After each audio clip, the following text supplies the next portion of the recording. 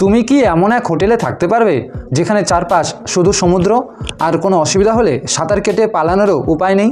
বন্ধুরা, আজ বলবো পৃথিবীর সবচেয়ে দামি হোটেল সম্পর্কে, যার নাম শুনলেই তোমার আমার সবার ব্যাংক ব্যালেন্স লজ্জায় মুখ লুকাবে।